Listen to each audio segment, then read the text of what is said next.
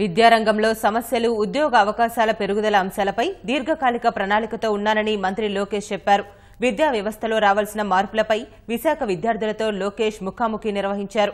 విద్యారంగంలో ప్రభుత్వం తీసుకుంటున్న చర్యలను వివరించారు. ప్రభుత్వ నిర్ణయాల పట్ల విద్యార్థులు సంతోషాన్ని వ్యక్తం చేశారని సమావేశంలో పాల్గొన్న విశాఖ లోక్సభ తెలుగుదేశం అభ్యర్థి శ్రీభరత్ తెలిపారు.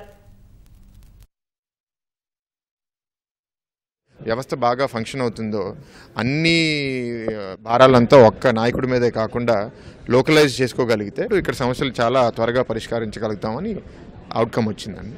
దాని తర్వాత ఇక్కడ యువత కాలేజ్ స్టూడెంట్స్తో ఇంటరాక్టివ్ సెషన్ ఒకటి పెట్టుకున్నాము నారా లోకేష్ గారితో. విద్యా పరిస్థితి రాష్ట్రంలో, దేశంలో ఎలా ఉంది, ఆర్థిక స్తోమత, ఫీజు గురించి, లేకపోతే ఉద్యోగాల గురించి ఎలా మనం ప్రభుత్వం ఆలోచిస్తుందని అడిగారు. రాబోయే 5 సంవత్సరాల్లో ప్రభుత్వ సంస్థలను కూడా చాలా బలపరిచి స్కూల్స్ అవనివ్వండి, కాలేజెస్, ప్రైవేట్ సంస్థలతో కాంపిటీషన్గా తయారయ్యి ఎంటైర్ సొసైటీకి ఎడ్యుకేషన్ క్వాలిటీ అనేది చాలా ఇంప్రూవ్ చేయాలని ఒక తపన నాకు నారా లోకేష్ గారిలో కనపడింది.